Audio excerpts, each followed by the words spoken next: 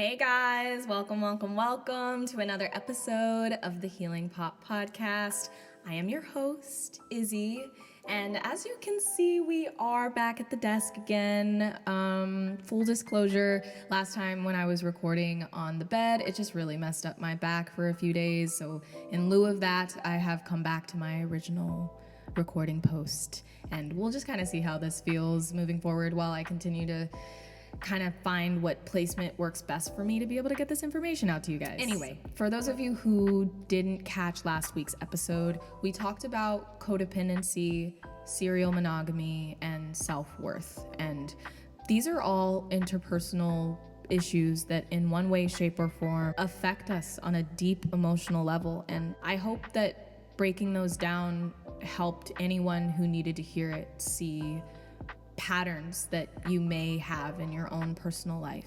As you know, this is a space where we can talk about the messy, real, sometimes painful, but always powerful journey of healing. I, for one, am such a huge advocate for naming our pains and suffering out loud so that they don't have to get buried in silence. I'm not a mental health professional by any means, but I know that holding your feelings in only make them grow stronger. So, with that being said, I really appreciate all of you who have tuned in for the last 3 episodes and now this episode, and for allowing me the space to be able to get real and vulnerable with you about my own struggles and perseverances. I'm here once again to serve as an outlet for us to tap into together topics that hit us right in our inner child heart, and hopefully we can all do some healing along the way.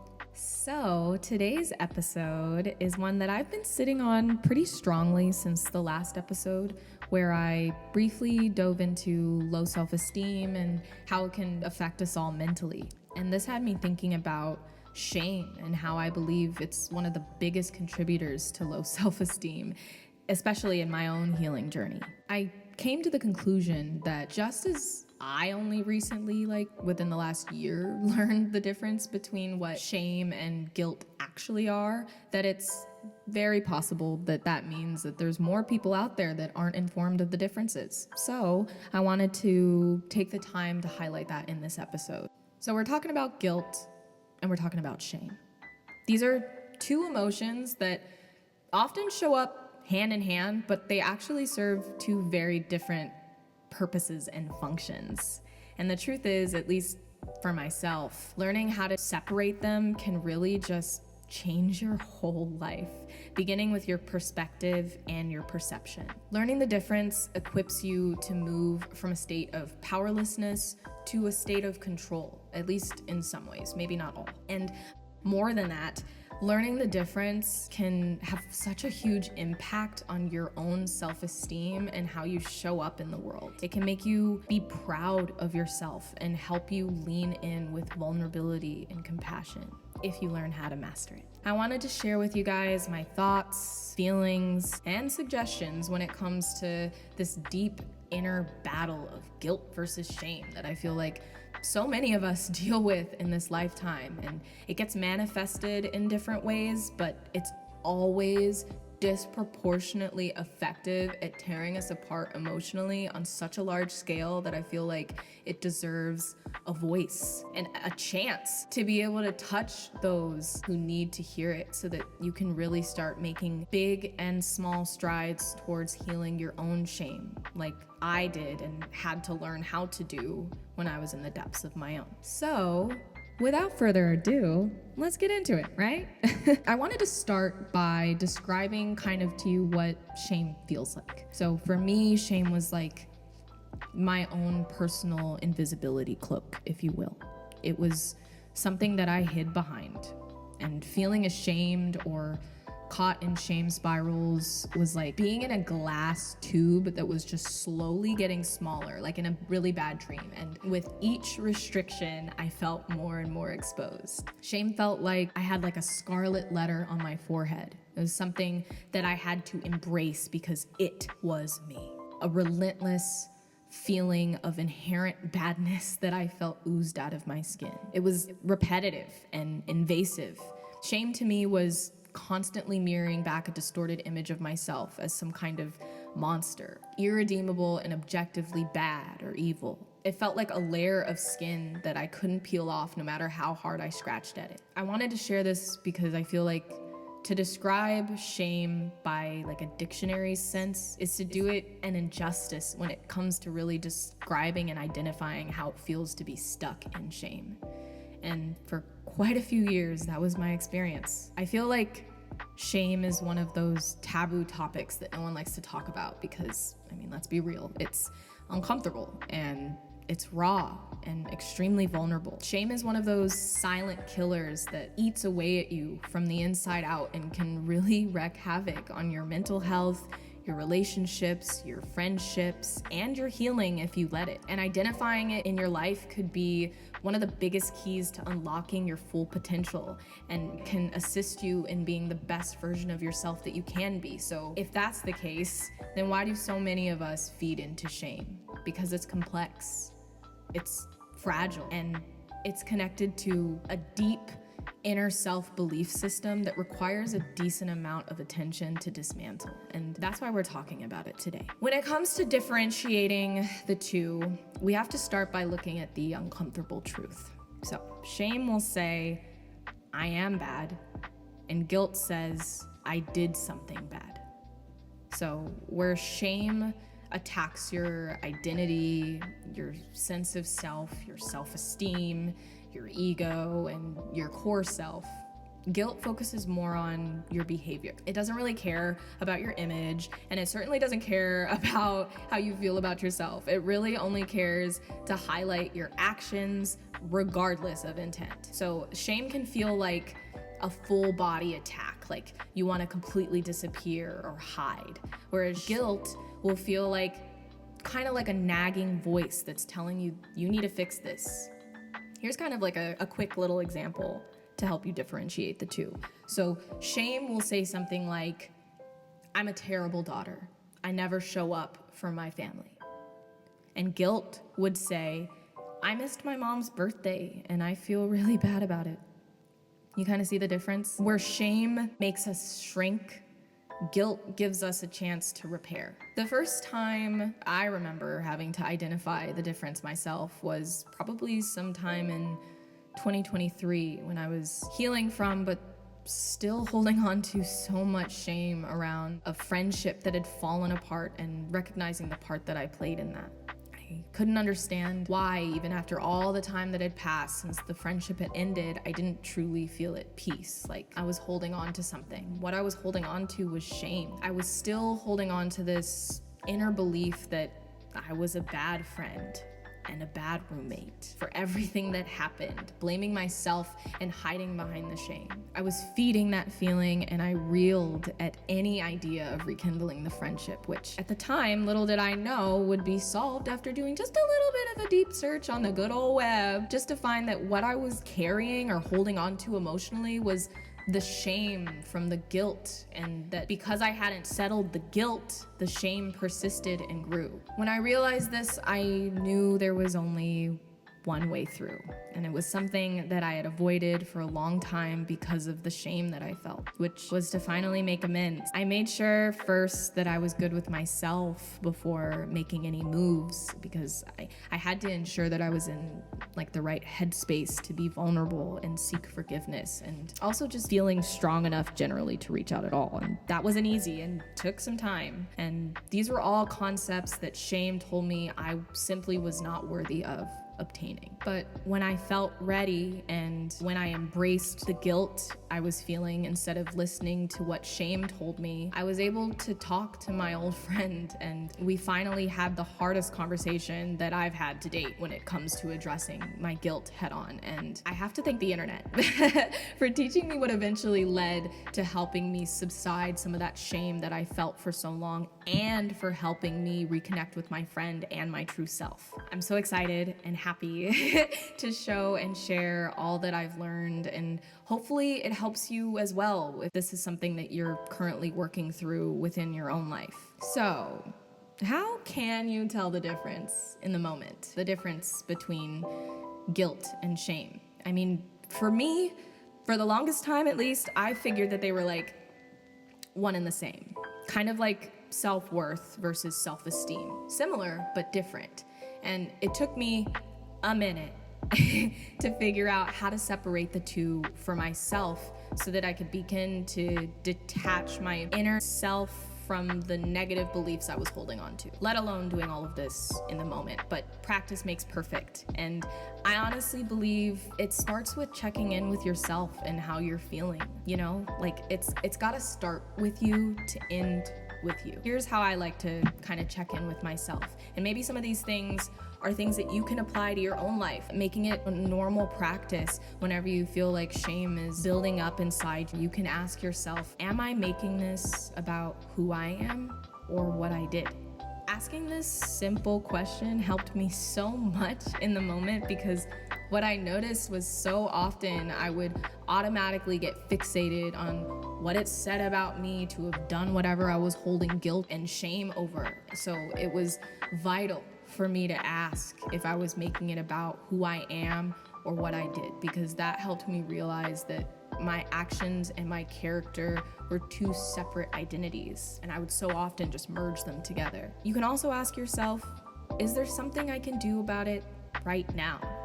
Most of the time, when your feelings are hurt or your feelings get hurt, you and or the other individual may need space before you can start working through whatever caused the pain. And it's important to not get stuck on feeling like you have to do something in that instant. Give yourself a minute to really understand your feelings before acting. Otherwise, you risk making the situation worse because you haven't taken the time to pause and reflect, and you may get re-triggered, and that won't really help anyone. And lastly, you can also ask yourself, is this feeling pushing me to hide or to take action? When it comes down to it, to put it in the simplest terms, if the emotion is telling you that you're inherently wrong or you're worthless or you're broken, that's shame. And if the emotion is kind of like nudging you almost towards righting a wrong or taking action to make something better, that's guilt.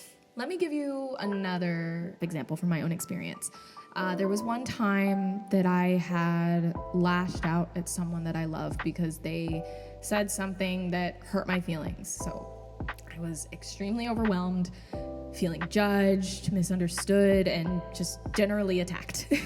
Now, in hindsight, what had happened was my ego and self-esteem took a hit, and I was upset at this individual as if they had intended to make me feel this way on purpose. For anyone that has ever felt that way, raise your hand. Later, I felt so guilty over how I reacted and reflected on what was said, and I knew that it may not have been their intention to make me feel bad at all. After taking a minute to think about everything and what I said, I considered how my own self-esteem could have been triggered and that I was reactively reacting to my ego getting bruised instead of just hearing what they were actually trying to say. At first, I did feel shame, negative beliefs that in the past I would have just wallowed in. When I was able to pause and just take a minute to breathe and think, I was able to say to myself, I made a mistake. I was triggered, but I want to make it right. And that was honestly a prime moment where I shifted from shame into guilt and from guilt into repair. And overall, it took minutes, truly, start to finish, for me to take the time to pause and come to this conclusion. Whereas in the past, when I sat in shame, instead of addressing it, the tension would last for days, sometimes longer. And more times than not, my self-esteem would definitely be affected as well. So how can we move from shame to guilt? Okay, here's the funny thing. Shame isn't always bad. It's just not very helpful if we get stuck in it. Shame is a defense that is created out of the desire to not make the same mistake. It's a looping self-narrative that tells you that you are bad in an effort to not let that badness come out again. It's a lie that you tell yourself as a form of corrective action. It's mean, and it doesn't help you focus on doing the actual work required to repair the damage, because it also creates a mental block inside your mind that tells you that repair is impossible. The work is learning to move through that. But fear not, there are some ways that you can do just that. I mean, for starters, like most invasive thoughts and beliefs, just simply naming them out loud or in your journal, saying or writing, I feel ashamed because I believe I'm fill in the blank. This immediately can disarm the power in shame.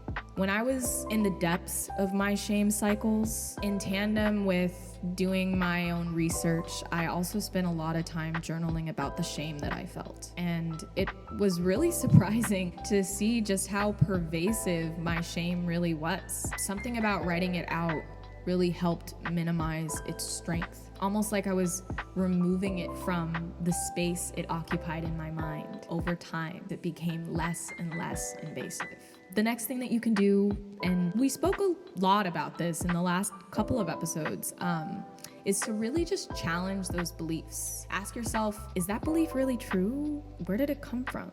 Get really inquisitive with yourself and honest too. I mean, those beliefs, they don't come out of nowhere, but we give them way more power than we need to most of the time. The next thing, and arguably probably the second to last most important thing that you can do when it comes to breaking the glass box that is shame, is shift to behavior. You can ask yourself, what actually happened? Or maybe, what do I wish I had done instead? And then once you've kind of rationalized your mind away from focusing on the shame, you can finally put your hard work into practice and begin to redirect. And this can be initiated by asking yourself, is there an action I can take, even a small one, to be able to move forward? When I was going through my situation with my friend a few years back and I had all that shame inside of me, the hardest thing for me to do was to get really real with myself. It was taking action, beginning with me by offering myself compassion for making an error, even making a few errors. And the reason why that was so important was because I couldn't expect anyone to forgive my actions if I didn't forgive myself first. So although that may take some time, I do believe that it's also an important factor in the steps of moving from shame to guilt, because when you forgive yourself, you leave more room to sympathize with the person that you may have hurt through your actions by being able to come from a place of empathy rather than fear. And that actually leads me into making amends for your guilt. When we've truly done something that hurt someone or violated our own values, guilt can be a signal to act. I know for me, this is where I got the most stuck because I was afraid of being exposed. I was afraid of showing weakness or being further misunderstood. But there are healthy ways that you can begin to make amends that, although they may feel scary at first, they'll have you feeling so much lighter. Healthy repair can look like taking responsibility without excuses, saying things like, I was wrong. And I'm not even gonna cap. This is probably and can be one of the hardest things to do when it comes to making amends, because we so often have this hard shell on our ego that keeps us from taking accountability and owning up to the mistakes that we've made. But it is pertinent to do so for your own well-being and for the health of the relationship that you may have affected. To skip this step may be an indicator that maybe you aren't ready to make amends just yet. And that was certainly the case for me for a really long time. Ego was stronger than my desire to repair the relationship, if I'm being completely honest. If you can get past that, the rest, difficult as it may be, will go so much smoother. The next step is to express regret. It can be as simple as saying, I know that hurt you, and I'm really sorry. This shows remorse and recognition of the other person and how they may have been affected by you. It shows that you see it and that you care. You can also ask them what they need by saying, is there something I can do to make this better for you? Or however you feel might be a more comfortable way of phrasing this. That's up to you. But the point is that you make a real life effort to show that you are dedicated to making whatever happened right with this person. And then lastly, if they do tell you what you can do, commit to the change. Here's what I'm working on so this doesn't happen again.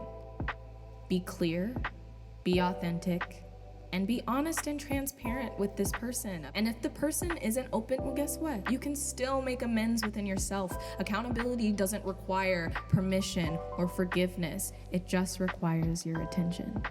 This last segment is going to focus on the self-care aspect to healing shame. Sometimes shame won't just go away just because you understand it. It can require more than just understanding to soothe it. It needs tenderness, care, and patience. Shame in and of itself is a kind of defense mechanism, which means it's deeply rooted in that fight or flight part of your brain that's trying to protect you from external forces. When shame rises up in you, or your mind begins to spiral with nasty self-beliefs and the urge to hide gets stronger, you can try some of or all of these methods to try to help put it at ease. One that I really like and that always proves to be helpful for me is to put your hand on your chest like this and say, "This is shame. I see you. I understand that you're trying to protect me." When you do this, calling it out in such a way as if it's another person in the room, it allows you to begin the process of detaching yourself from the shame. It's still acknowledging it as part of you, while also acknowledging it as an individual presence in your current state of being. You can also try to speak to yourself like you would a child or a friend. You can say things like, "You made a mistake, but you're still worthy of love."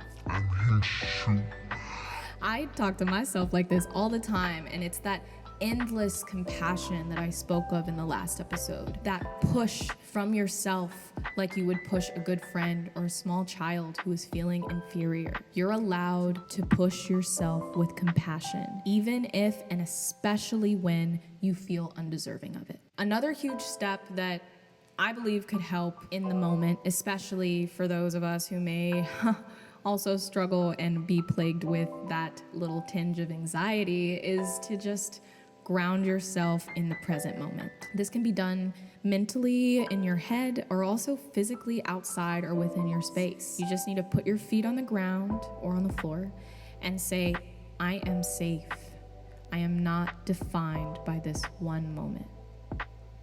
The cool thing about these tactics is they help because shame loses its power when we stop hiding it, when we speak it out loud. If we continue to hide behind shame, all it does is bring you deeper into the darkness and out of the light. It's difficult to grow without light, and it's even more difficult for others to hear you when you are that deep in the dark. So help yourself and help those around you that love you by bringing your shame out of the darkness, and be surprised at how much lighter you will feel when you take this huge step for yourself. Allow the people in your life to continue to hold you also. When I started facing my shame and embracing my guilt and moving from a place of empathy and compassion and letting others do the same with me, sharing my feelings and doing things like apologizing and acknowledging hurt became so much easier and less daunting to do, because that transparency allowed both individuals to meet on a common ground where everyone's feelings are encouraged and motivated to be seen and heard.